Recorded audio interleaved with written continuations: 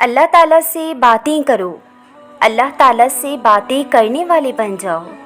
اللہ تعالیٰ سے بات کیا کرو، صرف ہاتھ اٹھا کر یہ نہیں کہا کرو یہ چاہیے یہ کر دیں، وہ چاہیے وہ کر دیں۔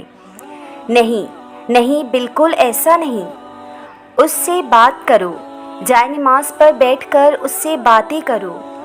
نماز کے بعد اسے اپنے دل کا حال سناؤ، اس سے بتاؤ کہ کس دور سے آپ گزر رہے ہو، کیا تکلیف ہے آپ کو، کیسا آپ محسوس کر رہے ہو۔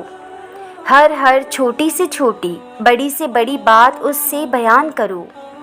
اس کو بتاؤ کہ پورے دن آپ کے ساتھ کیا کیا ہوا، کس نے کیا کیا، کس نے کیا نہیں کیا، کس بات سے آپ کا دل دکھا، کس بات پہ آپ نے صبر سے کام لیا۔ ہر ایک بات اسے اس یقین سے بتاؤ کہ بس وہ آپ کو سن رہا ہے، اور یقین کیجیے کہ وہ آپ کی شہرک سے بھی زیادہ آپ کے قریب ہے۔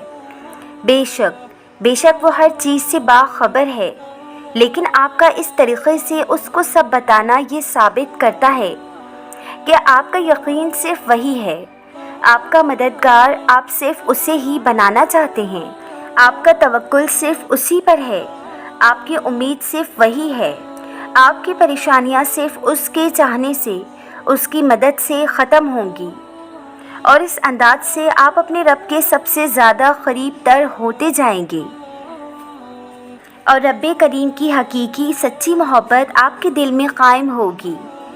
اللہ تعالیٰ خود قرآن کریم میں فرماتے ہیں کہ مجھ سے دعا مانگو میں قبول کروں گا۔ تو اپنے رب سے دعا مانگتے رہیں، اپنے حال کو اپنے رب کے آگے بیان کر کے رکھ دیں، اپنا حال اسے سناتے رہیں۔